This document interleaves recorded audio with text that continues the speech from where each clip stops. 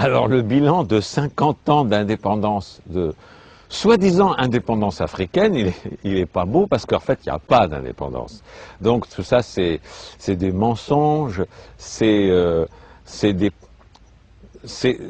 tout sauf la vérité. Il n'y a pas eu vraiment d'indépendance. Il y a eu un simulacre d'indépendance, mais une véritable indépendance, c'est revenir à ce qui existait avant le colonialisme. Qu'est-ce qui existait avant le colonialisme? Des ethnies, des groupes qui étaient des nations, car chaque ethnie est une nation, et qui avaient des frontières totalement différentes de ce qui existe maintenant, des religions totalement différentes de ce qui existe maintenant, une culture totalement différente de ce qui existe maintenant, qu'on voit dans tous les détails, la façon de s'habiller, la façon de se coiffer, partout. Et tout cela a été colonisé, et donc, à la décolonisation, qu'est-ce qu'il y a eu? Il y a eu un simulacre de décolonisation politique.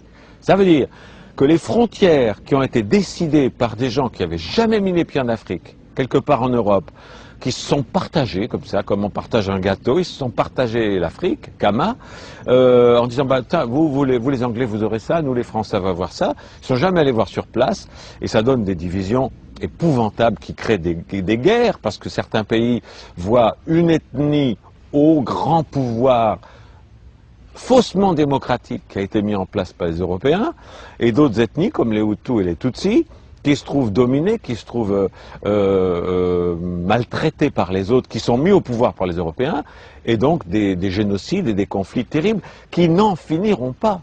La seule solution, c'est le retour aux frontières précoloniales, aux traditions précoloniales, aux religions précoloniales, à tout ce qui était avant.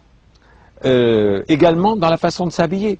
Quand je vois des ministres et des présidents africains et de Kama habillés avec le costume cravate des colonisateurs, mais alors leurs ancêtres doivent s'arracher le peu de cheveux qui leur reste et se sentir trahis. Quand je vois ces ministres-là qui sont habillés en costume cravate, il faut qu'ils reviennent à la tenue traditionnelle africaine. Pourquoi copier le colonisateur qui est venu d'une façon sanguinaire piller l'Afrique, prendre les ressources, esclavagiser les gens? Et voilà que les ministres et les présidents africains, qui sont censés avoir mis l'indépendance, s'habillent comme les Européens. Ça, c'est une trahison. Déjà, c'est des traîtres à l'Afrique, parce qu'ils copient les Européens. Il y a quelques leaders africains qui ont le courage de s'habiller d'une façon africaine. Et tous les autres sont des traîtres à leur culture. C'est absolument inadmissible. Lorsque on pourrait dire, avoir la fausse excuse, que dire c'est pour plaire aux visiteurs étrangers, on s'habille quoi? Alors, moi, j'ai jamais vu le président français ou le président ou le premier ministre anglais, quand des chefs d'État africains viennent, s'habiller en africain pour faire plaisir à leurs visiteurs. Donc, c'est deux poids et deux mesures. Mais la base de tout ça, c'est, je crois, le plus bel exemple, c'est Mao Tse-tung.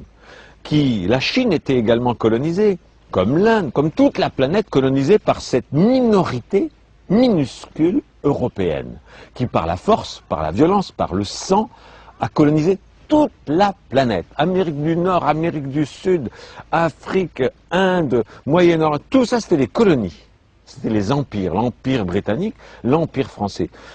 Le seul qui a compris comment se débarrasser de tout ça, avec Gandhi un peu, mais encore mieux Mao Tse-tung, quand il a fait la révolution culturelle, et qui vraiment voulait se débarrasser de tout ce qui avait pu être influence européenne, colonisatrice. Les Japonais ont eu la chance de refuser l'accès de la culture non japonaise. Et c'est pour ça que le Japon, où je suis là, est un pays que j'adore, car eux, ils sont restés à l'abri de tout ce qui était pollution de la colonisation. Donc, la révolution culturelle, si Kama veut devenir indépendant, si l'Afrique veut devenir vraiment indépendante, elle ne l'est toujours pas. Elle n'est toujours pas parce que les ressources sont pillées par les grands conglomérats économiques européens et américains. Elle n'est toujours pas parce que les systèmes politiques qui ont été mis en place au moment de l'indépendance, qu'est-ce qui s'est passé? Les colons, ils ont mis en place des pouvoirs, ils ont tracé des frontières, et puis, à leur départ, ils ont mis en place des gens soi-disant élus démocratiquement, qui maintenaient les mêmes frontières, les mêmes valeurs, les mêmes...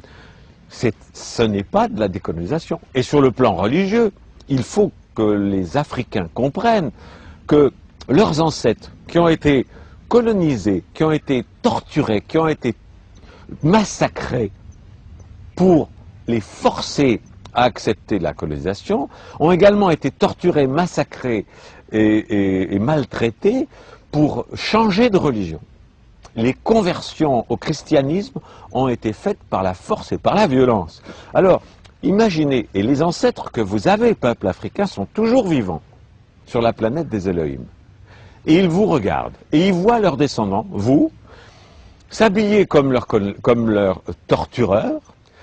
Ils voient leurs descendants aller dans les églises qui ont été mises en place par leurs tortureurs.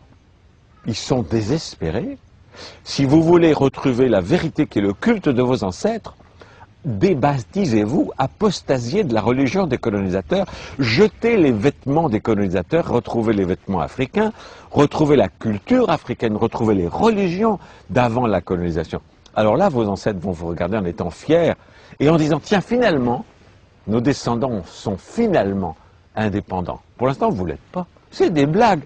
On vous fait croire à l'indépendance. Il y a un drapeau, il y a des... C'est des pantins, mais qui sont aux ordres des pouvoirs internationaux. Et vous le savez, en prenant un maximum d'argent qu'ils mettent sur des comptes en Suisse. Et en même temps, l'Afrique meurt de faim un peu partout. Un petit exemple. La cathédrale, la basilique de Yamoussoukro, si je me rappelle bien du nom, c'est aberrant. Il y a une Américaine qui vient de lancer une opération, c'est il y a plus de 30 ans, en disant, le Vatican, s'il est tellement concerné par les pauvres et par la faim en Afrique et ailleurs, mais qu'ils vendent le Vatican, et avec cet argent, il peut donner à manger à tout le monde. Parce que la religion chrétienne, dont on vous vante les mérites et avec laquelle on vous a colonisé, a toujours dit, la pauvreté c'est beau, n'avoir rien c'est beau. Ok, faites-le vous-même. Que le pape vende tout le Vatican, c'est une ville. Et avec l'argent, il y a de quoi nourrir tous les Africains pendant plus d'un siècle.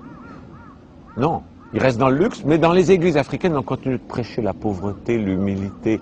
Et c'est des blagues, c'est la suite de la colonisation. Alors si la colonisation politique a été faite à 1%, c'est-à-dire vraiment un simulacre, si la colonisation spirituelle, elle n'a jamais été faite. La décolonisation spirituelle n'a jamais été faite.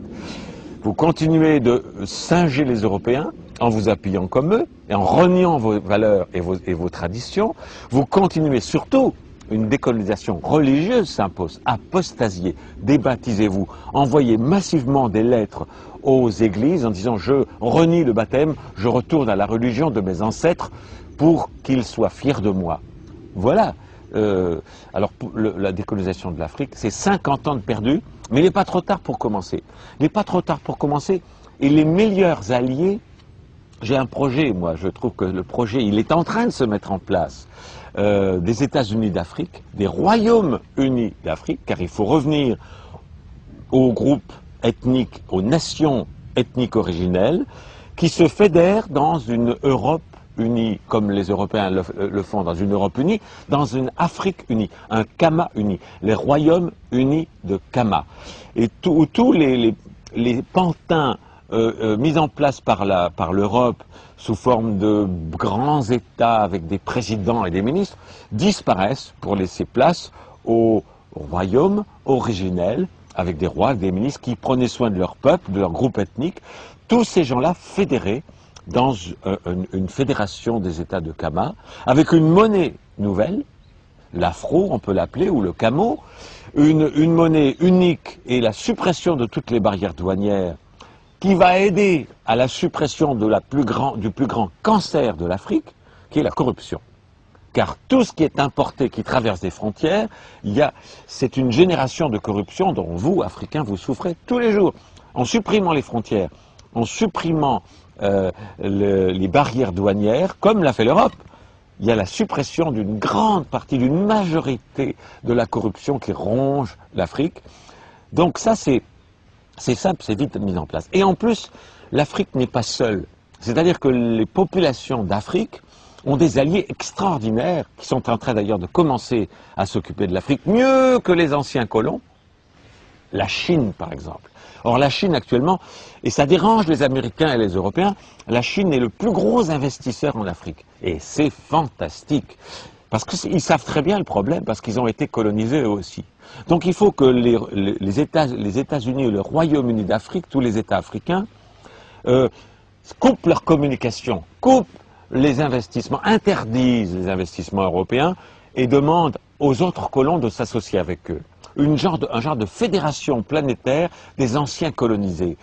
La Chine, l'Afrique, l'Amérique du Sud, avec Chavez qui fait des choses fantastiques au Venezuela, si tous ces pays victimes de l'ancien impérialisme européen s'allient, et les Américains ont très peur de ça, et les Européens ont très peur de ça, le nain européen est balayé. Et c'est ce qu'il faut faire. Le futur de l'Afrique, c'est une alliance non seulement économique, mais également militaire pour se protéger sur tous les plans, pour se protéger des colons qui sont prêts à tout. Qui sont prêts à tout pour revenir. Parce que tant que l'économie fonctionnait à peu près bien, on était à la décolonisation, hein, c'était beau, c'était mode, c'était fashion. Mais maintenant que le crash économique en Europe et en Amérique s'installe, les Européens et les Américains vont de nouveau avoir faim. Ils sont déjà dans la rue. Ils sont déjà homeless un peu partout. Et le nombre des chômeurs augmente à une vitesse incroyable. Le système économique mondial est en train de s'effondrer. Donc, dès qu'ils vont avoir faim, qu'est-ce qu'ils vont faire? Leurs intérêts économiques vont reprendre le dessus et ils vont vouloir recoloniser les colonies qu'ils ont perdues dans le sang, dans les invasions et dans des génocides. Donc, et on voit tout cela commencer à prendre forme sous prétexte d'aide au tiers-monde, sous prétexte de pacifier. C'est l'occupation illégale de l'Irak par les États-Unis, parce que leur premier intérêt, c'est de prendre le pétrole.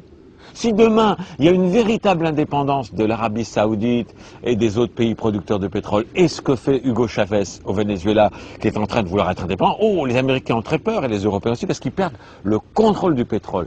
Donc, il n'y a pas de vraie décolonisation. Et pour se protéger de cela, il faut que l'Afrique, la Chine, l'Inde, Chavez au Venezuela, tout cela s'allie pour créer une banque mondiale des anciens colonisés qui s'entraident, des investissements qui s'entraident, des soutiens, des alliances militaires pour se protéger des anciens colons qui vont avoir très rapidement une seule envie, c'est de revenir par la force. Donc, et tout cela, on le voit déjà. Vous avez en Afrique des militaires, par exemple français, anglais aussi, mais français, qui sont là au titre de la coopération. C'est un très très beau nom, la coopération. Ça veut dire qu'ils sont là, puis alors on donne l'excuse de dire s'il y a une déstabilisation politique, eh bien ces militaires français vont pouvoir protéger les populations françaises qui vivent en Afrique. Un instant là. S'il y a une déstabilisation en Europe, et ça arrive dans certains pays, est-ce qu'il y a des militaires africains pour protéger les Noirs qui y vivent? Non. Alors donc il n'y a pas d'équivalence, il n'y a pas de réciprocité, c'est toujours un paternalisme et un tempérament de conquistador qui est en place pour dire vous êtes indépendant, mais attention, hein, on vous surveille, on vous patronise quand même, on regarde si tout va bien, sinon on va revenir. C'est inacceptable. D'où l'intérêt pour l'Afrique de s'allier avec la Chine, qui est quand même le plus grand pays du monde et la première puissance économique du monde maintenant, qui est également un quart pratiquement de l'humanité. C'est pour ça que les Chinois, là c'est fini maintenant, ils sont en train de devenir la superpuissance mondiale et ils n'auront plus jamais d'invasion. Ils ont les armes nucléaires, c'est pas très bien, il faudrait que tout le monde les enlève, les armes nucléaires. Mais vu la quantité massive qu'il y a en Europe et en Amérique, ils ont raison d'en faire. Si vous voulez qu'on n'en fasse plus, détruisez tout ce que vous avez en Amérique et tout ce que vous avez en Europe. Alors là, on verra. C'est tellement risible quand on voit les États-Unis et l'Europe dire oh, « l'Iran va avoir une bombe atomique, il faut envahir l'Iran ». Il y en a 10 000 aux États-Unis, il y en a 10 000 en Europe. Alors, commencez par détruire celle que vous avez avant de vous inquiéter de la bombinette atomique que peut-être l'Iran fera un jour et qui a le droit. Pourquoi les États-Unis et les anciens impérialistes européens auraient le droit d'avoir des bombes atomiques? Puis l'Inde, non, la Chine, non, l'Afrique, non, évidemment, surtout pas. Non, l'égalité, elle est là pour tout le monde.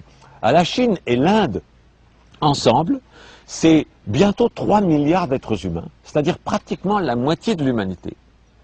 Et cette moitié de l'humanité, l'Afrique doit la rejoindre en tant qu'ancienne victime de la colonisation et créer une internationale des anciennes victimes de la colonisation, sans esprit de revanche. Car l'amour et la compassion doivent aussi régner, sans jamais faire subir aux Européens et aux Américains ce qu'ils ont fait subir aux autres, mais en empêchant que ça se reproduise, et en étant traités au moins à égalité.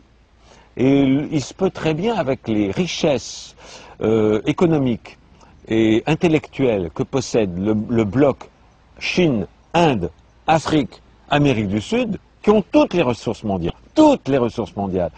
qu'un jour l'Europe et les États-Unis soient en situation de tiers-monde. Et il appartiendra aux gens de l'Afrique et aux anciens colonisés d'aider mieux, s'il vous plaît, que ce qui a été fait pour vous, parce que c'était l'aide au développement, c'était plutôt une aide au sous-développement. Il vous appartiendra, à vous, population future de l'Afrique et de Kama, et des États anciennement colonisés, d'aider sincèrement. Actuellement, les Africains font la queue pour émigrer dans les pays riches, en France, etc. Je vous prédis, moi, le prophète Raël, qu'un jour, les Européens feront la queue pour être acceptés comme immigrants en Afrique.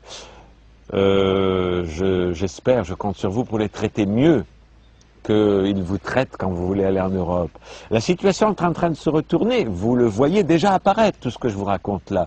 Énormément de nouveaux diplômés des universités françaises, au lieu de trouver un travail en France ou aux États-Unis, reviennent au pays, reviennent en Afrique, parce qu'ils y sont mieux traités, parce qu'il n'y a pas de racisme, parce qu'ils vont pouvoir s'y développer d'une façon beaucoup plus forte, en créant des entreprises en Afrique. Et les Chinois ont compris ça, qui commencent à investir massivement en Afrique. C'est extraordinaire, c'est magnifique. Augmenter ses liens avec la Chine, avec l'Inde, avec Chavez au Venezuela, et l'Afrique, très vite, va devenir un pays où les pauvres Européens vont vouloir venir essayer d'avoir du travail. À vous de les accueillir avec amour. Je voudrais ajouter quelque chose, c'est que l'Afrique, Kama, continent colonisé et où beaucoup de journalistes et de médias sont asservis au pouvoir, et donc indirectement asservis aux anciens colonisateurs, les médias ont une importance cruciale, fondamentale, et en particulier les gens de télévision, et je voudrais remercier Alexis pour son courage, car je suis certain qu'il y a beaucoup de pression de la part des ambassades européennes, de la part des pouvoirs religieux, les chrétiens et tout ça, pour qu'on ne transmette pas mon verbe aux populations africaines. Et je tiens à féliciter, à remercier tout particulièrement Alexis pour avoir le courage de transmettre ces propos-là, qui lui, effectivement, peuvent lui attirer bien des désagréments parfois, mais c'est de ça que l'Afrique a besoin. L'Afrique a besoin de centaines d'Alexis qui disent les vraies choses sans avoir peur de déplaire aux anciens colonisateurs et aux marionnettes qu'ils ont mis en place dans les gouvernements démocratiques africains.